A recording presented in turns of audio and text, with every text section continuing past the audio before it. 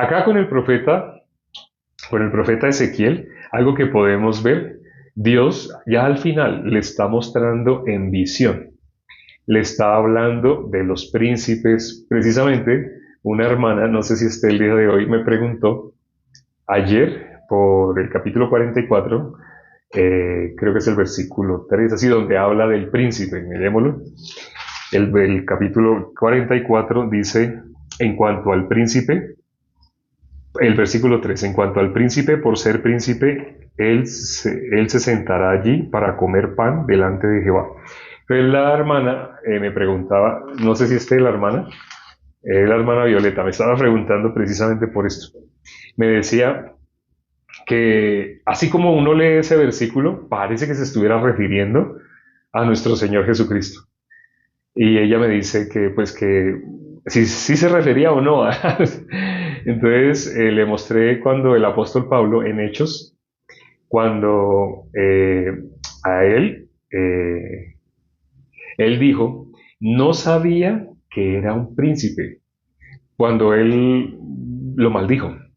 Él maldijo a alguien, entonces le dijeron, maldices tú a un sumo sacerdote, al sumo sacerdote maldices algo así. Y él dice, oh, no sabía que era sumo sacerdote, porque en la ley dice, no maldecirás a un príncipe de tu pueblo. Entonces, aquí cuando leímos, por ejemplo, el capítulo 45, y el hermano me preguntó, entonces yo le dije, le mandé ese versículo y le dije, es a este tipo de príncipe que se refiere. Pero en el capítulo anterior solo apareció una vez. Pero yo no sabía que, o sea, ya a la hermana le contestamos, pero aquí mirando este capítulo 45, aquí se habla de el príncipe, el príncipe, el príncipe, el príncipe, pero se aclara qué clase de príncipe, el príncipe de Israel, el príncipe de Israel.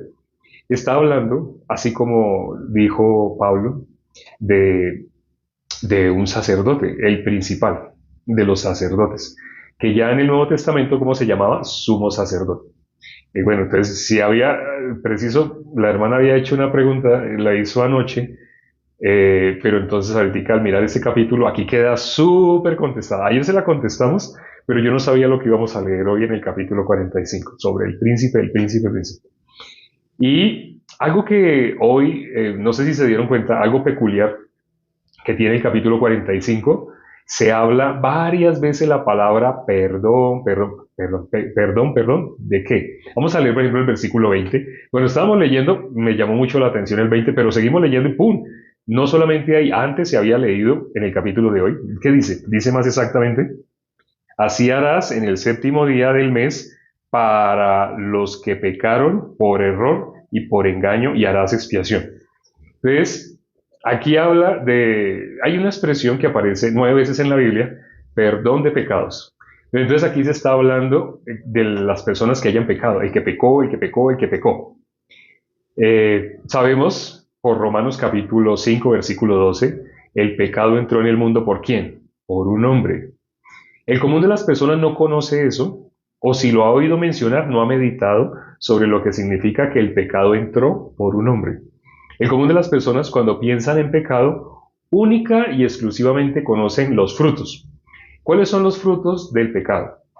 Cuando nosotros miramos 1 Juan capítulo 3, versículo 4, ahí dice que hay algo que también, el que peca, también infringe la ley. Y dice así también, ahí está la palabra clave también, porque dice también, porque la infracción de la ley es pecado. No significa como muchas personas lo interpretan, que el pecado es únicamente la infracción de la ley. No.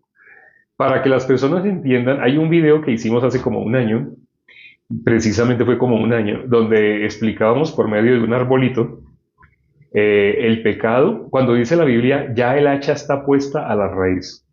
Dios nos compara a nosotros con un árbol, ¿sí? Y cuando dice, por ejemplo, por sus frutos los conoceréis, pues una persona, ¿por qué nuestro Señor Jesucristo usa una analogía de conocer a una persona como si fuera un árbol? Por sus frutos, lo que da fruto, pues es un árbol, ¿no? Pero, ¿por qué somos comparados con un árbol? Porque en la Biblia se habla de ese árbol ¿qué fue lo que el hombre comió? Comió un fruto de un árbol, ¿sí? Ese árbol era la ciencia del bien y del mal. El que comía de ese árbol moría. ¿Quién es la muerte? ¿Quién es el que lleva a las personas a la muerte? Satanás. ¿Quién era ese árbol? Si alguien que comiera de ese árbol iba a morir, ese árbol encerraba lo que sabemos que es el corazón de Satanás. Satanás, ¿cómo le habló a Eva? Para que comiera de ese árbol. Dios dijo, el día que comas de ese árbol, Génesis 2:16, de todo árbol del huerto podrás comer. Pero el 17 que dice, mas el día que comas del árbol de la ciencia del bien y del mal, ciertamente morirás. Dios sabía que el ser humano iba a comer. Pero ese árbol, ¿quién era? Ese árbol era el pecado. El que comiera de ese árbol, ¿en qué se convertía? En pecador. Iba a comer el fruto del pecado. Ese árbol de la ciencia del bien y del mal. ¿Quién quiso ser igual a Dios? ¿Quién quiso tener el mismo conocimiento de Dios? Satanás. Por eso las personas, desde Adán, sin darse cuenta, tienen el mismo corazón de Satanás. Es decir, las personas se rigen por lo que les parece que está bien, les parece que está mal. Las personas que se rigen de esa manera no necesitan la Biblia, porque aún, aunque vayan a la iglesia, sí, a supuestas iglesias, aunque no se hagan actos de arrepentimiento humano, no bíblico, entonces las personas piensan, ya están bien con Dios, pero no se dan cuenta que están en un ciclo, que tienen que estar haciendo lo mismo y tienen que volverlo a hacer. Y pasa, no sé, una semana y tienen que volverlo, y pasa, no sé, una semana o 15 días, tienen que volverlo a hacer. Es un ciclo que nunca tiene fin. En otras palabras, si el perdón, la salvación, la salvación está unida al perdón de los pecados. Pero si una persona pudiera alcanzar la salvación de esa manera, estando en un ciclo de que casi y otra vez vuelve, y casi ya casi, otra vez le toca, otra vez lo mismo, lo que la gente llama pedir perdón, dicen las personas. Nosotros sabemos que hay una oración, nuestro Señor Jesucristo enseñó, está en Mateo 6, más exactamente el versículo 12, y en Lucas 11, versículo 4, Lucas 11, versículo 4 o Mateo 6, versículo 12, ahí aparece exactamente lo mismo. Cuando dice, perdona nuestras deudas. Bueno, en Lucas 11, 4 dice, perdona nuestros pecados. Ahí vamos a mirar más profundamente. ¿Por qué dice así? Está hablando de fruto. Seguimos hablando del pecado. Vamos a hablar del pecado, algo que las religiones no enseñan y que las personas no conocen. Las personas piensan del pecado únicamente como el fruto del árbol. La Biblia, ¿por qué los compara con un árbol? El árbol de la vida, en la Biblia aparece árbol de vida. Bueno, también aparece más adelante árbol de la vida, pero cuando habla Génesis 2:9, que Dios puso en medio, Dios puso todo árbol delicioso a la vista. También en el medio puso el árbol de vida. Y también en el huerto puso ¿cuál? El árbol de la ciencia del bien y del mal. En medio, ¿cuál puso? El árbol de vida. Entonces, árbol, árbol, y cuando Jesús habla de los seres humanos, ¿cómo lo reconocen? Ah, por el fruto. ¿A otro árbol? O sea, ¿cada ser humano es un árbol? Les hago una pregunta. ¿Ustedes sí se acuerdan de alguien que al ser abiertos sus ojos vio a las personas como árboles? No sé si se acuerdan de esa parte de la Biblia. Hoy estamos hablando mucho árbol, árbol, árbol, árbol. ¿Quién? ¿Sí se acuerdan de esa escena? ¿Alguien se acuerda cuando esa persona abrió los ojos? Brun, ¿cómo vio a la gente? La vio como árboles. Pregunto, ¿sí se acuerdan de esa escena? Sí. El ciego, sí, cuando Dios le dio vista, esa persona, entonces lo primero que vio, dice, y quedó registrado así. Él vio a las personas como árboles. Ahora, ¿significa que él quedó medio ciego o será que es que él quedó viendo borroso? No, es que nosotros somos como un árbol. Por eso el árbol, ahora hago esta pregunta. El que coma del árbol de la ciencia del bien y del mal, ciertamente morirá. O sea, ese árbol es de muerte. El que coma de ese árbol muere. Entonces, ¿qué significa? Ese árbol, ¿qué cosa es lo que lleva al ser humano a la muerte? ¿Qué cosa lleva al ser humano a la muerte? Otra pregunta, vamos a hacerlo hoy muy participativo. Otra pregunta, ¿qué cosa lleva al ser humano a la muerte? Leo los comentarios. El pecado, el pecado, el pecado. No hay otra respuesta diferente, todo es el pecado, el pecado, el pecado. El pecado, el pecado, el pecado. Otra respuesta, no, no hay otra, el pecado. El pecado, el pecado. Alguien escribió el fruto. El pecado, el pecado. ¿Qué cosa lleva al ser humano a la muerte? Alguien escribió el exceso de placeres. Es un error, pero ya te explicaré, si nos queda tiempo. Conocimiento del bien y del mal, la condenación. Bueno, creo que no hice muy bien la pregunta. El error fue no haber hecho la pregunta correctamente. ¿Quién es el que lleva a las personas a la muerte? Más exactamente, no qué, sino quién. ¿Quién es el que lleva a la humanidad a la muerte? Ah, la respuesta cambió. Satanás, Satanás, Satanás, Satanás. Satanás, el pecado, dejar a Dios el pecado. El diablo, el enemigo. Sí, ahora están contestando, porque es que había hecho la pregunta mal. No, no era error de los que estaban respondiendo, sino era error del que estaba preguntando. Pero, entonces, ese árbol, el que comiera de ese árbol, de la ciencia del bien y del mal, ¿qué pasaba? Moría. Entonces, ¿quién es ese árbol? ¿A quién representa ese árbol? Ahora hago la pregunta. Ya creo que los hermanos saben la respuesta. Entonces, ¿a quién representa ese árbol? Pregunto. Satanás, a Satanás, a Satanás. ¿Quién es el que lleva a la muerte? Satanás. Satanás es el que lleva a la muerte. El que comiera de ese árbol, ¿qué le pasaba? Moría. El que comiera de ese árbol, moría, ¿cierto? Entonces, ese árbol, ¿a quién representa? Nosotros, cuando Jesús habla de nosotros, dice, por sus frutos los conoceréis. También nos compara con un árbol. Este ciego, ¿y por qué tuve que mencionar lo de este ciego que cuando abrió los ojos vio a la gente como árboles? Entonces Jesús le tocó, espere, algo, hace falta una cosita. Entonces Jesús le hizo un cambio. ¿Por qué él quedó viendo a las personas como árboles? Él quedó viendo el mundo espiritual. O sea, se puede decir que cuando Jesús le dio la vista, se le fue la mano. Sí, porque el ser humano ve lo que necesita ver. Hay cosas que el ser humano no necesita ver. Por ejemplo, cuando nosotros, pregunto, mi mano, yo me la lavé hace poquito me la lavé, sí, porque venía de la calle, así, cogí muchas cosas en la calle, me lavé las manos. Entonces me lavé las manos, ya mis manos con jabón, bien, y con agua. Pero ustedes qué creen, a pesar de que me lavé las manos, aquí no habrán entre las huellas digitales, entre cada surco que hay por ahí, no habrán animalitos pequeñitos, pequeñitos, pequeñitos para nuestra vista, pero realmente son animales gigantes. De esos animales, ¿habrán animalitos acá? Sí, sí hay muchos, muchos, hay muchos. Pero la vista de nosotros no nos permite verlos. Entonces no es que esos animales, desde nuestra óptica, ay, son muy pequeñitos, microscópicos, decimos. Pero realmente no es que sean microscópicos, solamente es para nuestro punto de vista. No sé si entienden lo que estoy hablando. El punto de vista humano. Entonces, nuestro punto de vista no alcanza a percibirlos. Nuestros ojos alcanzan a ver lo que necesitan ver. Más de eso, no. Las personas que llegan a ver más del común de las personas no encajan en el mundo de las personas, de la mayoría de las personas. Hay una pequeña minoría que sí alcanza a ver cosas que otras personas no alcanzan a ver. Pero hablando de la inmensísima mayoría de las personas, solo alcanzan a ver hasta cierto punto, no alcanzan a ver esos animalitos que hay en la mano, no los alcanza a ver, no los alcanza a ver. Si nosotros alcanzáramos a ver esos animales, o sea, si nosotros al vernos la mano, ¡guau! Viéramos esos animales, gritaríamos, ¡guau! Nos daría asco, ¡guau! Quisiéramos que murieran, pero vemos que hay muchos, hay tantos que no alcanzamos a matarlos. Y de un golpe no mueren porque son, o sea, por el tamaño que tienen y por los surcos que hay en la piel, no alcanzaríamos a matarlos a golpes.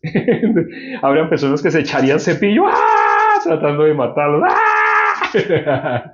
El ser humano mira el ser humano mira lo que Dios le permite que mire. Más de ahí no puede, no debe. Más de ahí no debe. O sea, mira lo que puede sobrellevar. El ser humano mira hasta cierto punto. Pero entonces, cuando este ciego, Dios le dio la vista, él vio a los seres humanos como árboles. Ya estamos hablando un punto de vista superior a lo que el común de las personas tiene. Por eso Jesús le aclaró, o sea, volvió y corrigió, así, eso que había sido un poco más de lo normal, o sea, le dio la vista, pero le dio la super vista. Entonces, ¿qué tuvo que hacer Jesús? Chun, ajustar un poco para que tuviera la vista que un ser humano normal tiene. ¿Cuál es la vista que un ser humano normal tiene? Ah, ve a las demás personas, ve nariz, ve boca, ve ojos, ve orejas, ya no los ve como un árbol. No sé si habían considerado esa parte. Pero entonces, el árbol de la ciencia del bien y el mal, ya saben qué representa. El árbol de la ciencia del bien y el mal, ¿a quién representa? A Satanás. Ya los hermanos lo dijeron. ¿Por qué? Porque él es la muerte. Así como Dios es la vida, Satanás es el enemigo de Dios, Satanás es lo opuesto a Dios, Satanás es lo opuesto a la vida, Satanás es la muerte. Entonces, ese árbol representa ¿a quién? A Satanás. Entonces, en la Biblia, ahí aparece, Génesis 2.9, Dios dijo que puso en medio. Dios puso en medio, ¿qué árbol puso? El árbol de vida, ¿no? En el medio del huerto puso el árbol de vida. ¿Sí sabían, no? Puso el árbol de vida. ¿Y ese árbol de vida a quién representa? Ahora pregunto, el árbol de vida a quién, así como el árbol de la ciencia del bien y el mal representa a Satanás, ¿qué representa el árbol de vida? A nuestro Señor Jesucristo. ¿Por qué? Porque los hermanos supieron rápidamente que es a Cristo, a Cristo, a Cristo. Porque el que coma de ese árbol, ¿qué pasa con el que coma de ese árbol? El que coma de ese árbol vivirá para siempre. El que coma de ese árbol vivirá para siempre. Entonces, un árbol, nuestro Señor Jesucristo, un árbol. Satanás, otro árbol. Y cuando Jesús dice, por su fruto los conoceréis, ¿nosotros también árboles? Sí. Entonces, ¿cómo se reconoce a alguien por el fruto? ¿Cuál es el fruto de, ¿Cuál es el fruto del pecado? ¿Sí sabían que el pecado también tiene su fruto? Bueno, en la Biblia dice, manifiestas son las obras de la carne. Pues no estamos hablando de esa parte. No alcanzamos a explicar todo, pero estamos hablando que el pecado, por ser un árbol, manifiesta un fruto. Satanás representa a ese árbol de la ciencia del bien y del mal. Entonces, ¿qué fruto le sale a ese árbol de la ciencia del bien y del mal? Si el nombre de ese árbol es ciencia del bien y del mal, lo que le sale, el nombre del fruto que le sale a un árbol es el mismo nombre del árbol. Por ejemplo, el árbol de naranja, ¿qué fruto le sale a un árbol de naranja?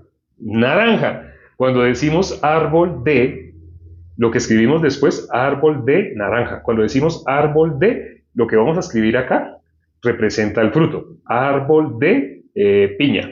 ¿Qué le sale? Piña. Árbol de guayaba. Entonces, ¿queremos saber el fruto? Lo trae el mismo nombre. Y si nosotros, por Adán, quedamos convertidos en pecadores, si nosotros enteramente somos árbol de pecado, como dijo el hermano Brian cuando él recibió la salvación, en el testimonio, no sé si ustedes se dan cuenta que él se dio cuenta, digo, pecado soy yo, pecado 100%, no es que he pecado algo que esté afuera, porque él en el testimonio, él dice que yo pensaba que sí, tengo pecado aquí, tengo pecado aquí, él es así con las manos, ¿no? Yo tengo pecado, me acuerdo mucho del testimonio, lo he visto varias veces, tengo pecado aquí, tengo pecado acá, entonces eso nos habían enseñado afuera. Quienes no están en la gracia, sino quienes están bajo la ley, nos enseñaron el pecado es algo que usted se puede quitar. Usted, quítese esto. Pecado, deje de hacer acá, deje de hacer así, deje de hacer. ¿Por qué el ser humano ve así? Porque el ser humano ve únicamente el fruto. Como dice Primera de Juan, capítulo 3, versículo 4. El que peca infringe también la ley. ¿Por qué dice? Esa parte casi nadie la considera. Muchos miran el renglón siguiente. El renglón siguiente que dice, porque el pecado es infracción de la ley. Entonces solamente se quedan con esa parte sacada de contexto porque no leen la primera parte. ¿Sí? Solamente leyendo, pecado es eso, pecado es. Entonces mentir, codiciar. Ay, eso es apenas el fruto. Que ciertamente el fruto tiene el mismo nombre del árbol. Entonces, el árbol, ¿cómo se llama el árbol? Pecado. El ser humano, ¿cómo quedó? Destituido de la gloria de Dios. ¿Por qué? Porque el ser humano quedó destituido de la gloria de Dios. Por cuanto todos pecaron. ¿Cómo lo dice Romanos 5:12? Por un hombre entró el pecado al mundo y por el pecado la muerte, por lo tanto la muerte pasó a todos los hombres por cuanto todos pecaron. Entonces uno dice, ¿yo pequé en Adán? Yo pequé en Adán. Sí, eso dice Romanos 5:12. Tú eres pecador, si eres pecador, bueno, quienes ya recibieron la salvación no son pecadores y no pueden pecar. Eso que estoy diciendo sé que suena más loco para la mayoría de las personas. Espero que les pido que me tengan paciencia. No podemos explicarlo todo acá. En mi caso, les he contado, yo pensaba que la salvación se recibía de una manera académica. En el colegio tuve el primer puesto, académicamente, el primer puesto. A nivel de ICFES tuve el primer puesto. Cuando me presentaba a las universidades por mi puntaje de ICFES es el examen que se presenta en el país que yo estoy, que se conoce como examen de estado. Es el examen que se presenta cuando uno va a presentarse a la universidad. Entonces, en todo el país, todo el mundo presenta ese examen y según el puntaje, hay algunos puntajes que permiten que uno pueda entrar a todas las universidades. ¿Cuáles puntajes? El puntaje más alto. El puntaje más alto puede entrar a cualquier universidad. Entonces yo me la pasé en esa, me la pasé de una universidad en otra porque podía escoger. Yo no he estudiado algo de la ciencia de la salud, entonces aquí voy a estudiar fisioterapia. En la que más quieren acá en el país se llama Nacional, Universidad Nacional. Y es económica, muy económico, por eso la gente quiere estudiar ahí, porque es del gobierno.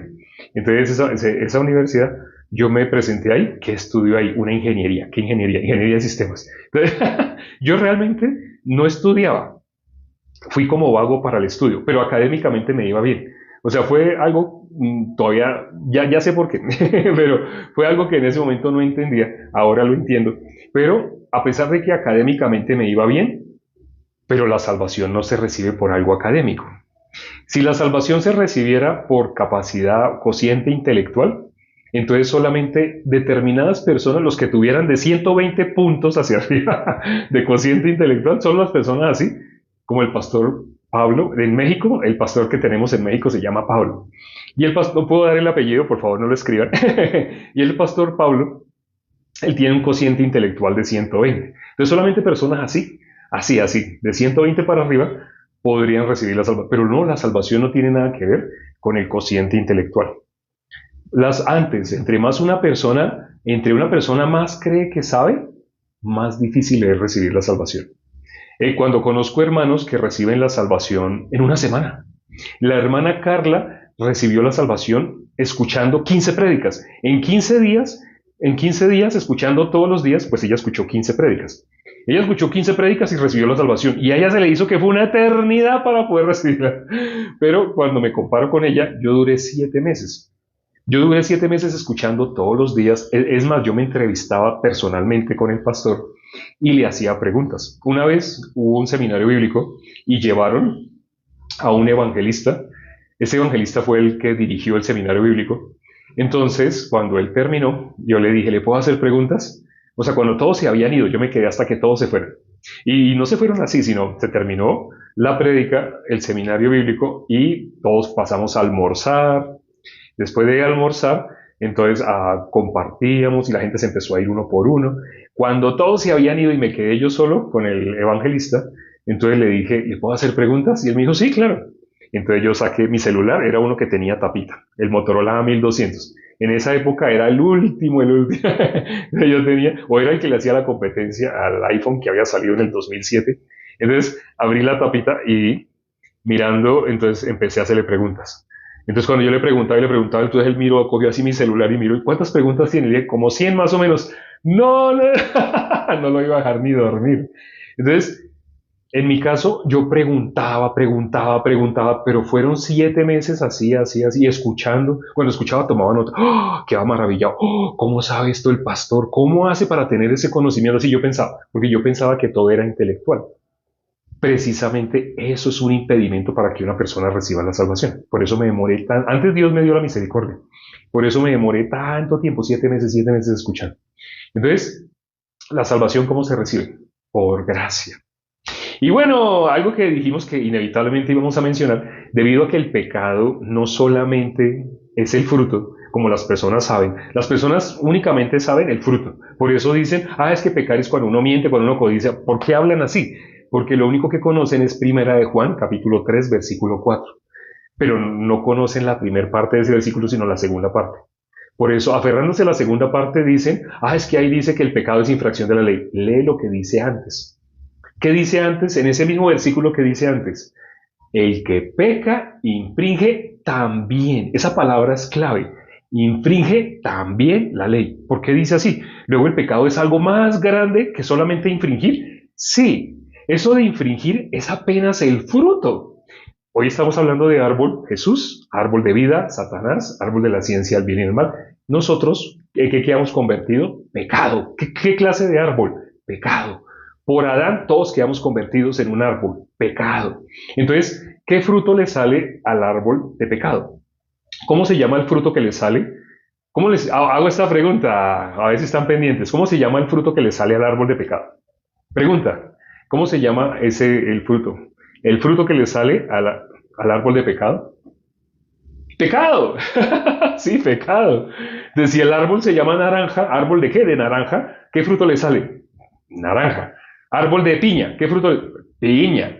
Árbol de guayaba. Guayaba. Árbol de pecado. Pecado. El árbol de pecado, pues lo que le sale es pecado. Cuál es ese fruto, esas frutas que se llama pecado? Entonces, algunas personas, ¿cómo lo llaman? Mintió, transgredió la ley, ¿no? Mintió, le salió un fruto, mentira, quitémosle ese fruto. Las personas le pueden quitar el fruto. Ya, yo no quiero que nadie se dé cuenta que yo he dicho mentiras. Y pum, le arrancan, ya, para que se vea como que yo no he dicho mentiras. Y ven otro fruto por ahí, codicia, venga, le arranco ese fruto. Y la persona empieza, y le arranca, ya, para que la gente no vea como que yo soy codicioso. Luego ven así otro, me da pena, ese fruto, no, yo tengo que arrancarle ese fruto, adulterio. Entonces la persona empieza a jalar ese adulterio, no, rápido, quitémosle ese fruto, rápido. Que las personas no se den cuenta que yo también he adulterado. Asesinar, sí, porque Jesús dijo que cualquiera que se enoje, si yo me he enojado, quitemos ese, el del asesinato, quitemos ese fruto. La persona piensa que al quitarle los frutos, deja de ser un árbol de pecado. Si le quitamos las naranjas a un árbol de naranja, ¿el árbol de naranja deja de ser árbol de naranja? No, porque el fruto no define al árbol. El fruto solamente evidencia qué clase de árbol es. Cuando una persona recibe la salvación, experimenta el cambio más hermoso. Las personas buscan primero el cambio para creer ser hijos de Dios. Las personas buscan, cuando ya yo no diga ninguna mentira, creo que ahí sí voy a ser cristiano. Cuando yo ya no vuelva a codiciar, creo que ahí sí. De esa manera nunca podrían ser hijos de Dios, porque nadie es hijo de Dios por tratar de no voy a volver, no voy a volver. Antes peor, entre más una persona está tratando de no volver a hacer, más hace. Porque la prohibición es causa del apetito. O sea, una persona entre más se prohíbe hacer algo, más lo va a volver a hacer y lo va a volver a hacer y lo va a volver a hacer. Entonces, esa no es la forma. La forma correcta es, primero recibe la salvación.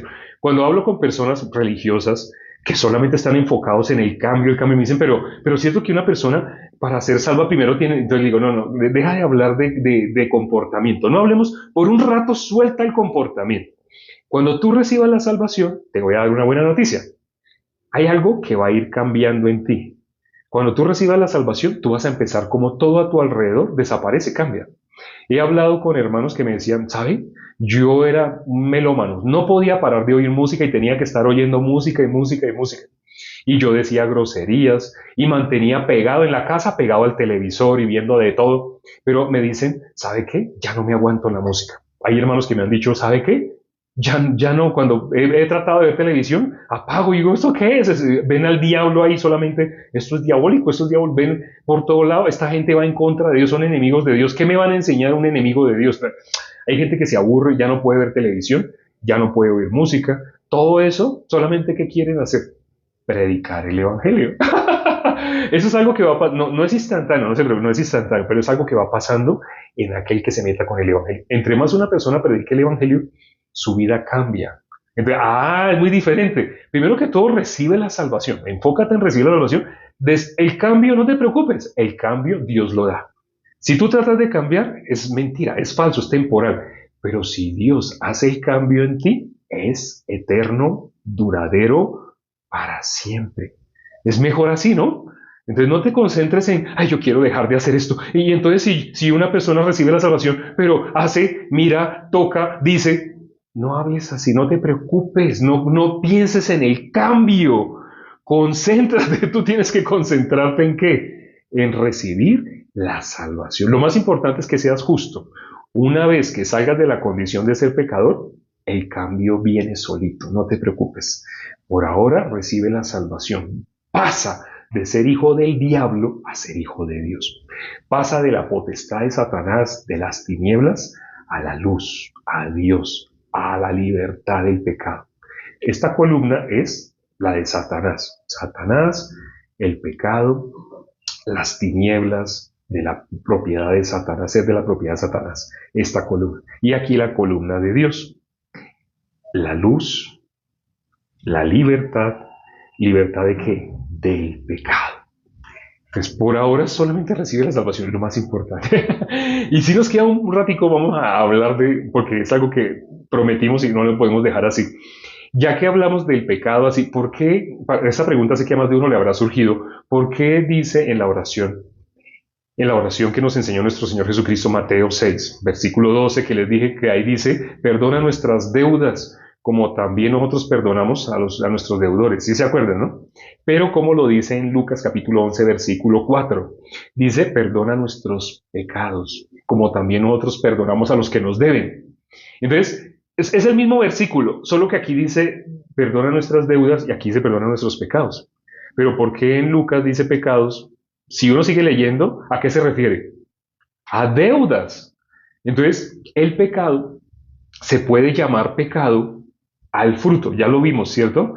Se puede llamar pecado a esas cositas que las personas hacen en contra de nosotros, que murmuraron contra nosotros, que, no sé, hubo un hermano en la iglesia que le presté tal cosa y el hermano la dañó. Entonces me dio mucho mal genio porque fue un irresponsable y tras del hecho le fui a hacer reclamo y se pone bravo. Entonces hay cosas que a uno le dan mal genio, que uno se enoja, que, oye, esa persona por qué hace así, esa persona por qué me hizo así, por qué así, por qué así, por qué así. Entonces, eso que hizo esa persona, ¿qué fue? Pecó contra mí. Pero espere, pecado, sí, pecado es el árbol. Ah, pero usted está hablando, incluso un justo no se va a volver a enojar. Cuando tenemos que exhortar, nos enojamos. Nuestro Señor Jesucristo no se enojó. Nuestro Señor Jesucristo en Mateo 23. En Mateo 23, 7 veces, ¿cómo llama a los fariseos? Le dice hipócritas. Le dice generación de víboras, serpientes, malditos. Porque Jesús estaba muy enojado cuando les estaba hablando. Pero eso hace que él no esté gozoso. Incluso, puesto los ojos en el gozo que tenía delante, él sufrió la cruz. Él fue a la cruz por el gozo que tenía delante. Ay, pero una persona puede estar así exhortando a alguien. ¿Usted por qué piensa así? ¿Usted por qué está haciendo así? ¿Usted por qué hizo así? Y no preguntó. Y ahora que hace así, ahora sí pregunta. Es decir, si le hablamos a una persona así, usted perdió el gozo, porque lo veo hablando muy serio. El gozo no tiene nada que ver con hacer cara de ponqué. O sea, no, estar siempre gozoso no significa siempre haciendo esta cara. Y se va a acostar a dormir y así. Y ya le duelen estos músculos, entonces se aprieta acá con dos ganchos, se aprieta acá para quedarse así. Y que la Biblia dice que esté siempre gozoso. No, eso no es estar gozoso. Estar gozoso no es hacer cara de ponqué. No. Estar gozoso, ¿por qué la Biblia dice que estemos siempre gozosos? Porque nosotros, así como precisamente lo que estamos analizando de el fruto, cuando la Biblia dice que perdona nuestras deudas, así como nosotros perdonamos a nuestros deudores, ¿qué hizo Jesús con nosotros? Nos limpió del pecado. ¿Cómo si alguien peca contra nosotros? Espero que no se confundan por usar este término. Si alguien peca contra nosotros, o sea, si alguien, voy a decirlo con otras palabras, si alguien nos ofende, nos agrede, entonces esa persona, si nosotros fuimos perdonados de lo que nos separaba de Dios, si el pecado fue quitado de nosotros, nosotros no vamos a hacer algo tan pequeño para votar ese enojo contra ese hermano, contra esa persona que nos hizo algún daño, o algún familiar tal vez, o en el trabajo. Si nosotros no vamos a desechar eso, nosotros sabemos de qué fuimos libres. A eso se refiere esa oración. ¿Sí? O sea, si uno conoce el contexto general de qué es el pecado, uno puede darse cuenta, eso es una tontería. Yo estaba siendo yo perdonado el pecado, habiendo salido del infierno, y yo con tal persona quiero cogerla del cuello y págueme. ¿Sí se acuerdan? En la Biblia Jesús coloca ese ejemplo. de la persona que fue perdonada de una deuda inmensa, pero alguien que le debía una milésima parte de lo que él debía, una milésima parte de lo que él debía. Y a esa persona que le debía, págueme, págueme, págueme. ¿Cuál es el corazón que debe estar en un justo? No tenemos nada que recriminarle al mundo. Así ese vecino que nos mira mal, que no nos saluda, que siempre como que murmura de nosotros y uno empieza a sentir que él hace eso. ¿Debemos enojarnos con él? Perdona nuestras deudas, así como también nosotros perdonamos a nuestros deudores. ¿Por qué? Tú quitaste la condenación. Tú me libraste de la condenación. ¿Qué me condenaba? El pecado. Y tú enviaste a tu Hijo a morir por nuestros pecados.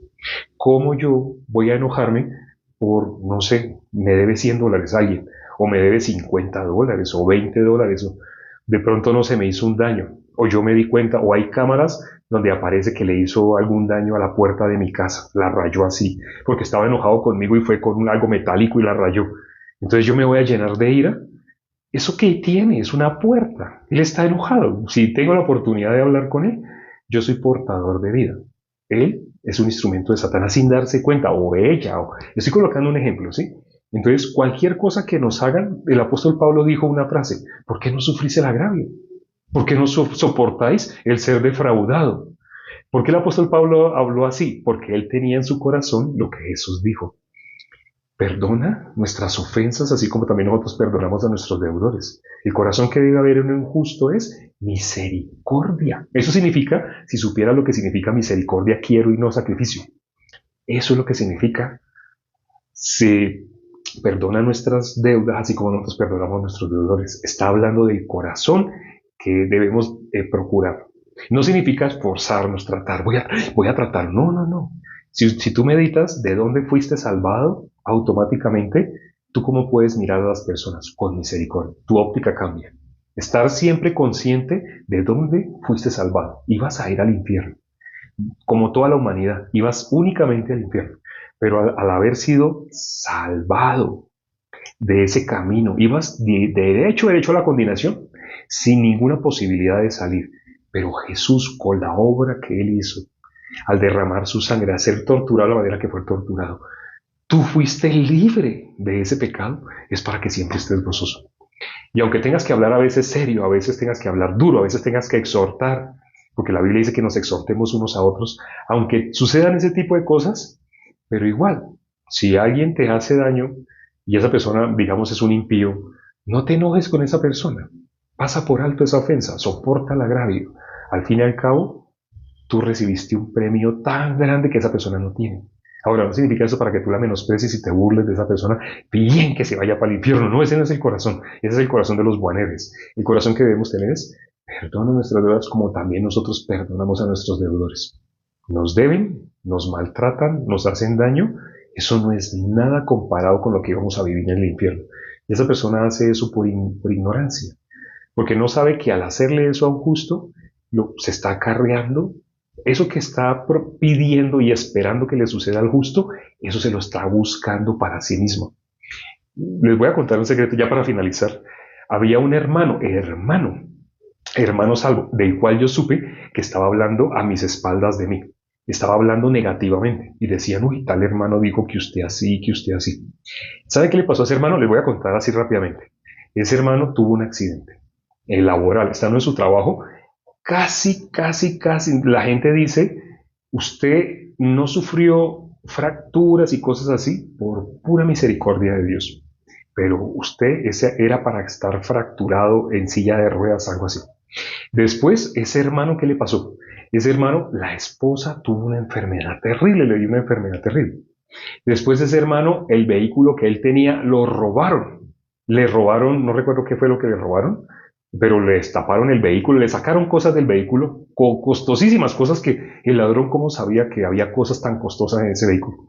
A ese hermano después le tocó como 5,000, no, sí, como 2,000, $3,000 para poder reparar el vehículo. Después de ese hermano, o sea, le pasaba una cosa, le pasaba la otra. El que se mete con un justo, no es el justo el que tiene que vengarse. Si el justo, ¿qué dice la palabra? Si tú a una persona que te hace daño Si tú oras por esa persona, para que Dios tenga misericordia, para que esa persona no se enloquezca con esa raíz de amargura que tiene, sino si tú oras por esa persona, ¿sabe qué va a pasar? Si tú no le deseas el mal, la Biblia dice que si tiene hambre, tú le das pan. Si tiene sed, tú le das agua a tu enemigo. Si tú haces eso con tu enemigo, ¿sabe qué acumula sobre su cabeza? Ascuas. Ascuas de fuego acumula sobre su cabeza. Ya lo explicamos aquí, ya lo hemos explicado en otro video, qué es eso de acumular ascuas sobre su cabeza. Pero si tú haces eso, el que se venga por ti es Dios. O sea, si tú no tomas represalias, sino en tu corazón está dejar pasar por alto la ofensa, Dios es el que va a tomar represalias. Otra cosa que le pasó a ese hermano se quedó dormido en un transbordo que tenía que hacer. Y al quedarse dormido, ¿sabe qué pasó? En el país que quedó, le tocó pagar una cifra, creo que fueron $5,000. Pero él no tenía ese dinero, se metió en una deuda. O sea, le pasaron cosas una tras otra, hasta que ese hermano se dio cuenta, yo como que no debo tener cuidado con alguien que esté anunciando el Evangelio. Porque la Biblia dice que cómo medimos a una persona, por su fruto. O sea, no se mide a una persona si a mí me parece que hace bien, que hizo mal, a mí me parece que esa persona no debería estar haciendo y solamente empieza de mí a salir odio, envidia. Si una persona deja que salga ese tipo de cosas contra un justo, cuidado. Si eso hacen contra un justo, si el justo le da por perdonar, si el justo le da por olvidar esa ofensa, pasarla por alto, Dios es el que se venga. Dios es el que se venga. Ese hermano aprendió la lección. Aprendió la lección y hace poco me han dicho, sabe que el corazón de ese hermano que era enemigo suyo, así ya está cambiando, ya parece que está cambiando. Yo lo que pensé fue, por el bien de sus hijos, de las personas que le rodean, sus suegros, sus suegras, sus yernos, por el bien de las personas que le rodean, es conveniente que ese hermano deje de actuar por envidia. Es conveniente. Quiera Dios que ya haya aprendido, que ya sea suficiente. No se vaya en contra de un justo. El que se va en contra de un justo, hago esta pregunta para terminar. El que se va en contra de un justo, ¿en contra de quién está? Pregunto. El que va en contra de un justo, ¿quién es el que habita en mí? El que se va en contra de un justo, ¿en contra de quién se va? Escribieron en contra de Dios, en contra de Cristo, en contra de Dios, de Jesucristo. Ya no vivo yo, Cristo vive en mí. La persona que anuncia el Evangelio no puede, Satanás no puede meterse con esa persona. No tomarás la gallina con los polluelos. Y si un ser humano pretende aún hacer más daño que Satanás, si Dios le prohíbe a Satanás que se meta con el que está anunciando el Evangelio, ¿qué le pasará a aquella persona que se va en contra de alguien que está anunciando el Evangelio? Hasta las personas que nos han atacado a través de TikTok, les han pasado cosas, desaparecen. Son personas que no sé si es que están muriendo, les está dando una enfermedad, no sé qué les está pasando, pero las personas que se enferman así para atacarnos y atacarnos y atacarnos, resultan desapareciendo. No los volvemos a ver. No sabemos qué les pasó de un momento a otro. Desapareció. Ojalá pudiéramos llevar una estadística para que se dieran cuenta. No hagan eso en contra de un justo. Cuidado. No se vayan nunca en contra, ni siquiera de pensamiento. No le deseen nada malo a un justo. Porque eso que le estén deseando, eso se les va a devolver. Eso que estoy diciendo sé que suena feo, pero es que esto es bíblico. No tomará la gallina con el que está empollando quiere decir el que está predicando el evangelio y las personas están recibiendo. No se vaya en contra de un justo por su propio bien. Vamos a orar ya para terminar. Padre, gracias por este tiempo que nos permites para considerar tu palabra, para meditar en tu palabra. Permite, Padre, que las personas, que los hermanos que hoy escucharon esta predicación, considerando lo que hemos hablado, lo que hemos compartido de la palabra y el corazón, el secreto tuyo escondido en ella, permite que no sientan nunca malestar, enojo contra un justo. Nunca se quejen, nunca murmuren contra un justo. Porque el que tal hace no se da cuenta que lo está haciendo en su propia contra, en contra suyo. Satanás quiere destruir al que no conoce esto que hemos compartido hoy de la Biblia. Perdona nuestras deudas, así como nosotros perdonamos a nuestros deudores. El que no conoce ese secreto, esa persona inevitablemente va a llevar las consecuencias. Si deja que sus emociones, sus sentidos, como lo dijo el pastor Pablo de México, el ministro de Dios, El que está compartiendo el Evangelio, todos somos ministros competentes de un nuevo pacto, pero el que está anunciando el Evangelio, esa persona tiene que ser fría. No se refiere, no puede dejarse llevar por emociones, por lo que siente, no siente, me gusta, no me gusta, no puede. Un justo, un predicador del Evangelio no se puede dejar llevar por lo que siente, no siente, le gusta, no le gusta. Eso era antes. Pero ahora somos ceñidos y vamos a donde nos toca, donde nuestro Señor Jesucristo quiere que vayamos. Guíanos, Padre, para que este Evangelio sea anunciado en todo el mundo, porque ya se aproxima el fin y ya los medios están diseñados para que nosotros a través de estos medios anunciemos el Evangelio hasta el último rincón de la tierra. Permite que esto se realice pronto. Te esperamos, Señor, y hemos orado en el nombre de nuestro Señor Jesucristo. Amén. Gracias a Dios por la palabra del día de hoy. Bueno, hoy fue el doble. Hoy hubo una doble porción de la palabra. Nos extendimos más que otros días. Hoy fue el récord, creo, en habernos extendido. Pero todas las noches estamos considerando, solo por media hora, hoy nos pasamos, casi que doblamos. Pero si quieren escuchar más, mañana, a la hora en punto. En ese momento ya llevan 54 minutos. O sea, hace 54 minutos empezamos. Y todas las noches estamos empezando a esa hora. A veces no estoy yo acá, a veces hay otra persona acá. Nos vemos, nos vemos,